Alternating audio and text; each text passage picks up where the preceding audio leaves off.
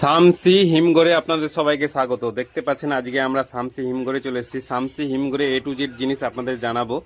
আর এটা পুরাতন হিমঘর না, এটা নতুন হিমঘরের সিন আছে। আর প্রচুর ভিড়, আলুর এখন সিজন চলছে, প্রচুর ভিড় লেগে আছে। আমার চ্যানেলে আপনারা প্রথম ভিজিট করলে আমি শামসির ছেলে, সবাই প্লিজ সাবস্ক্রাইব করে যাবেন এবং আপনাদের সাপোর্ট এবং দোয়া। জমি থেকে আলু লোড করে যখন হিমঘরে আসে, হিমঘরে সবাইকে পুরচি দিয়ে লাইনে লাগতে হয় এবং সেখানে সিরিয়াল বাই সিরিয়াল খালি হয়। এখানে হিমঘর দুটো আছে, একটা পুরাতন একটা নতুন।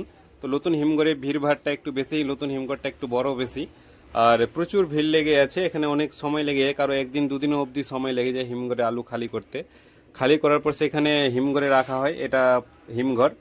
আর সেখান থেকে আবার কোল্ড হিমঘর, যেটা ঠান্ডা, সেই জায়গাটায় আবার নিয়ে যাওয়া হয়। এখানে দেখছো লেবাররা যাচ্ছে, এখানে কারো 5 টাকা বা 10 টাকা বস্তা হিসাবে লোডিং করছে, আনলোড করছে মাথায় করে নিয়ে। আমি এখন ভিতরে পুরাতন হিমঘরের দিকে চলে আসলাম। আর পুরাতন হিমঘরটা অনেক বহু পুরাতন। আর এখানেও দেখছেন হিমঘরে আলু লেগে আছে, ট্রাক থেকে লোড করছে আর লোড করে এখানে রাখা হচ্ছে। এখান থেকে আবার ঠান্ডার যে একটা ঘোট আছে কোল্ড, ওই সেখানে কোল্ড জায়গাতে আবার নিয়ে যাওয়া হয়, এটা যখন ফুল হয়ে যাবে। এখানে প্রচুর হিমঘরে আলু রাখা হয়েছে বিভিন্ন। শামসি হিমঘরে যারা আলু রাখে তারা বিশেষ করে শামসি এরিয়ার এবং শামসির আশেপাশে এলাকার বাসিন্দা, তারাই বিশেষ করে শামসি